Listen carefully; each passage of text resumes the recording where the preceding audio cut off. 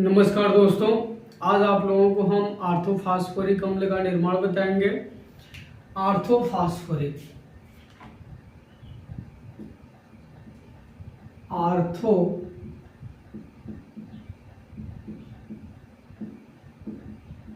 आर्थोफॉस्फोरिक अम्ल। आर्थोफॉस्फोरिक अम्ल का सूत्र होता है H3PO4। देखिएगा, आर्थोफॉस्फोरिक अम्ल का सूत्र होता है H3PO4। अब इनके निर्माण की बात करते हैं तो निर्माण विधि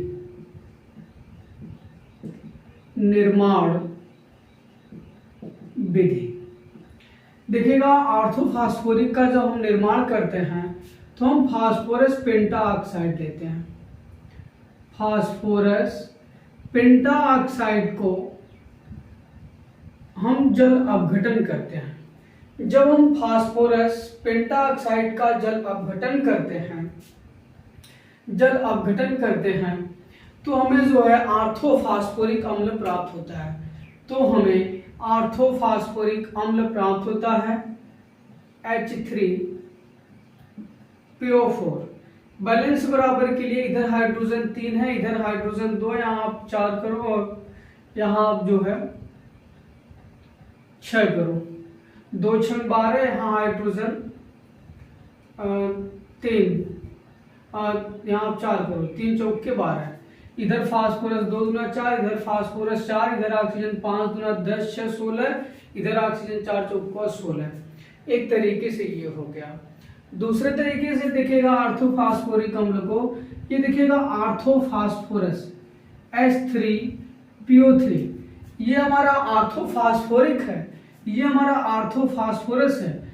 आर्थोफॉस्फोरस अम्ल को जब हम उच्च ताप पर गर्म करते हैं, आर्थोफॉस्फोरस अम्ल को जब हम उच्च ताप पर गर्म करते हैं तो ये हमें आर्थोफॉस्फोरिक अम्ल देता है H3PO4, और ये हमें फास्फिन गैस के रूप में दे देता है। ये हमें फास्फिन गैस के रूप में दे देता है। देखिएगा, हम आर्थोफॉस्फोरिक अम्ल को गर्म करते हैं। गर्म करने के बाद ये हमें ये आर्थोफॉस्फोरस है, ये आर्थोफॉस्फोरिक है। आर्थोफॉस्फोरस को जब हम उच्च ताप पर गर्म करते हैं, गर्म करने के बाद ये हमें आर्थोफॉस्फोरिक अम्ल देता है और ये हमें फास्फिन गैस के रूप में प्राप्त होता है। अब हम बैलेंस की बात करें, तो यहाँ से अगर हम बात करें तो यहाँ पर आप जो है 4 कर लो, 3 चौके 12, इधर हाइड्रोजन 3 और 3 6, यहाँ आप 3 करो, 3 त्रिका 9 और 9 2 12, इधर फास्फोरस की संख्या 4, इधर फास्फोरस 3 1 4, इधर ऑक्सीजन 4 3 12, इधर ऑक्सीजन 3 चौके 12, ये हो गए।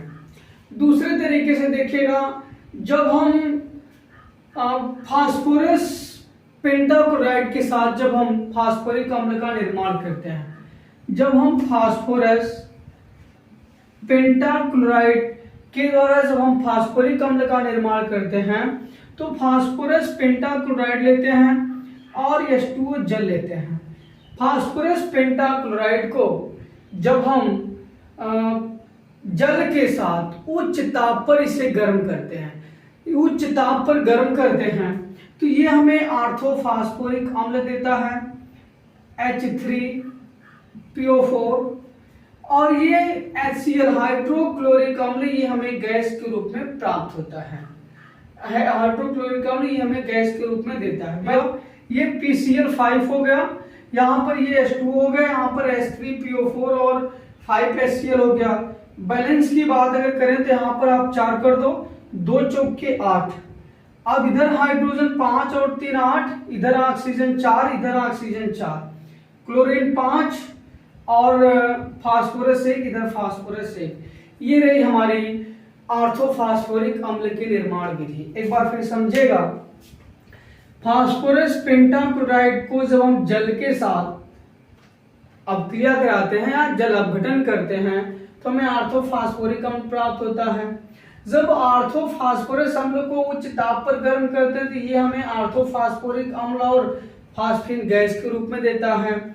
जब फास्फोरस पेंटाक्लोराइड को जब हम जल के साथ अपक्रिया कराते हैं तो ये हमें आर्थोफास्फोरिक अम्ल और HCl हाइड्रोक्लोरिक अम्ल ये हमें गैस के रूप में देता है। बात करते हैं आर्थोफास्फोरिक अम्ल के प्रयोगशाला विधि। प्रयोगशाला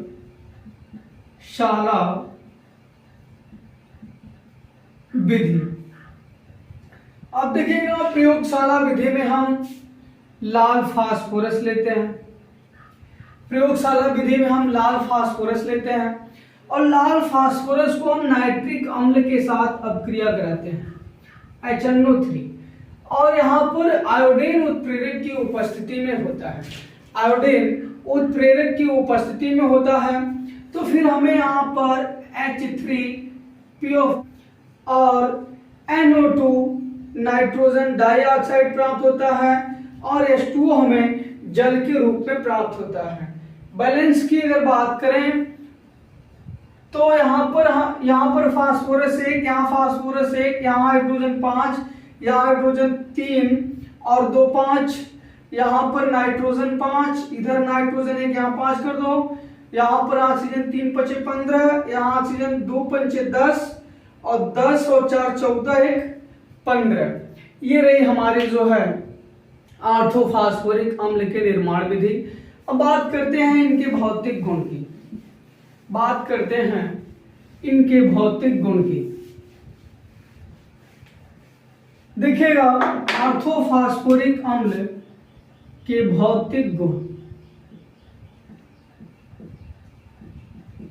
आर्थोफास्फोरिक अम्ल के भौतिक गुण, ये जो है सफेद रंग का क्रिस्टली ठोस होता है। आर्थोफास्फोरिक अम्ल सफेद क्रिस्टली ठोस होता है। ये अवाष्पशील है, ये जो है ये अवाष्पशील है और ये जल में अत्यधिक विलेय है। देखिएगा भौतिक गुण आर्थोफास्फोरिक अम्ल। आर्थोफास्फोरिक अम्ल ये अवाष्पशील है, ये सफेद रंग का क्रिस्टली ठोस है, ये जल में विलेय है। ये रहे इनके भौतिक गुण। अब हम बात करते हैं रासायनिक गुण के। रासायनिक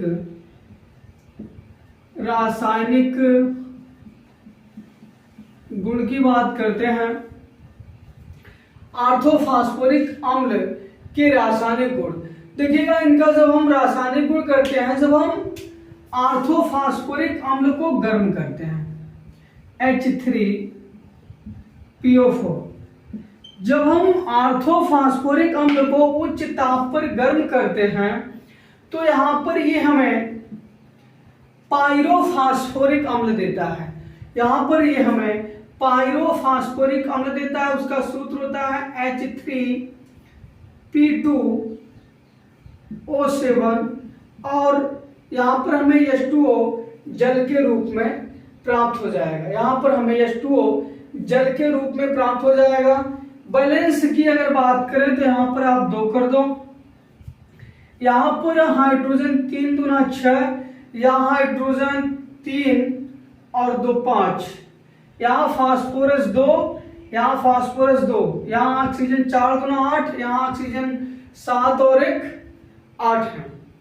ठीक है, अब देखिएगा ये तो हो गया हमारा, यहां पर 4 होगा, यहां 4 होगा। पायरोफास्फोरिक अम्ल H4P2O7 होगा। ये देखिएगा जब हम आर्थोफास्फोरिक अम्ल को उच्च ताप पर गर्म करते हैं तो ये हमें पायरोफास्फोरिक अम्ल देता है और H2O हमें जल के रूप में प्राप्त होता है। और फिर देखिएगा जब हम आर्थोफास्फोरिक अम्ल को H3PO4, आर्थोफास्फोरिक अम्ल को जब हम जल के साथ सोडियम हाइड्रोक्साइड के साथ अपक्रिया कराते हैं, जब हम आर्थोफास्फोरिक अम्ल को सोडियम हाइड्रोक्साइड के साथ अपक्रिया कराते हैं तो ये मोनोसोडियम डाइहाइड्रेन फास्फेट बनाता है। सोडियम यानी Na monosodium डाइहाइड्रीन H2 phosphate PO4 ये बनाता है, प्लस H2O हमें जल के रूप में प्राप्त होता है। ये देखिएगा ऑर्थोफॉस्फोरिक अम्ल को जब हम सोडियम हाइड्रोक्साइड के साथ अपक्रिया कराते हैं तो मोनोसोडियम डाइहाइड्रीन फास्फेट बनाता है और H2O हमें जल के रूप में प्राप्त होता है। अभी जैसे देखिएगा अगर हम ऑर्थोफॉस्फोरिक अम्ल को H3PO4 ऑर्थोफॉस्फोरिक अम्ल को हम फेरिक क्लोराइड के साथ अपक्रिया कराएं, फेरिक क्लोराइड या FeCl3, जब हम ऑर्थोफॉस्फोरिक अम्ल को फेरिक क्लोराइड के साथ अपक्रिया कराते हैं तो ये हमें फेरिक फास्फेट देता है, ये हमें फेरिक फास्फेट देता है या PO4 फेरिक फास्फेट देता है और HCl हाइड्रोक्लोरिक अम्ल जो कि एक गैस के रूप में प्राप्त होता है, जो कि एक गैस के रूप में हमें यहाँ पर ये प्राप्त होता है।